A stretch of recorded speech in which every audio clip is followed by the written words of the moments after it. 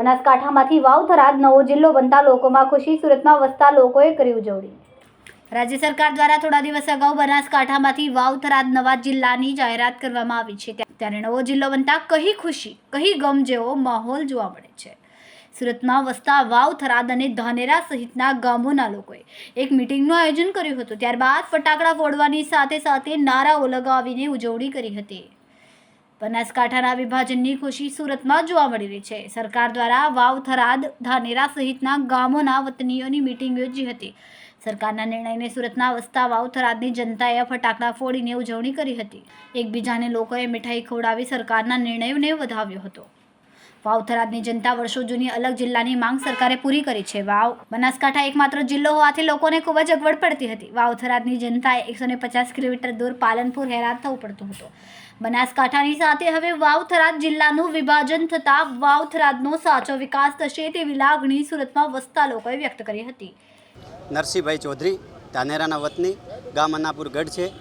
અને હવે જ્યારે આ વાવ થરાદ જિલ્લો આખો અલગ બનાવાયો છે, સરકારે જે નિર્ણય લીધો, કઈ રીતે જુઓ છો, કઈ રીતે આપે ને આનો વિકાસ થશે અને ધાનેરા તાલુકાના અહીંયા સુરતમાં વસે છે ભાઈઓ, એ બધા સમર્થનમાં આવ્યા છે અને અમને વિશ્વાસ છે શંકરભાઈ ચૌધરી ઉપર અને સરકાર, ગુજરાત સરકાર ઉપર કે ધાનેરાનો પણ વિકાસ થશે, આખા બનાસ થરાદ જિલ્લા, વાવ થરાદ જિલ્લાનો પણ વિકાસ થશે।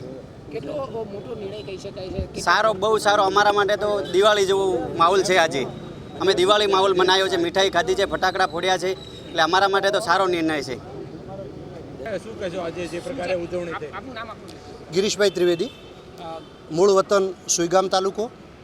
વર્ષોથી સુરતની અંદર જેણે પોતાની કર્મભૂમિ બનાવી છે એવા તમામ વાવ થરાદ જિલ્લાના મિત્રો અત્યારે એક આનંદ પ્રગટ કરવા માટે ભેગા થયા છે।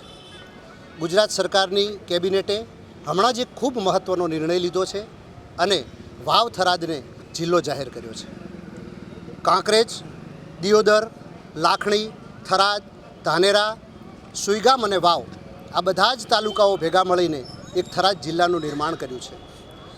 થરાદ જિલ્લો એ ભૌગોલિક દૃષ્ટિએ છેવાડાના જે પહેલાં જિલ્લો હતો બનાસકાંઠા પાલનપુર, એ 150 કિલોમીટર સુધી અમારા વિસ્તારને દૂર થતું હતું, જ્યારે આજે થરાદ જિલ્લો બનવાથી પ્રજામાં ખૂબ જ ઉત્સાહ છે।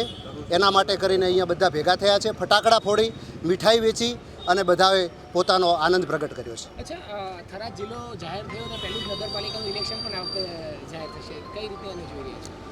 થરાદ નગરપાલિકાનું ઇલેક્શન, ઘણી બધી ગુજરાતની નગરપાલિકાઓનું ઇલેક્શન જાહેર થઈ ચૂક્યું છે અને થરાદ જિલ્લાનું હજુ આ વખતે હજુ આવ્યું નથી, પરંતુ સરકાર અને ઇલેક્શન કમિશન જે પણ નિર્ણય લેશે એના માટે વાવ થરાદની પ્રજા ભારતીય જનતા પાર્ટીની સાથે અડીખમ છે।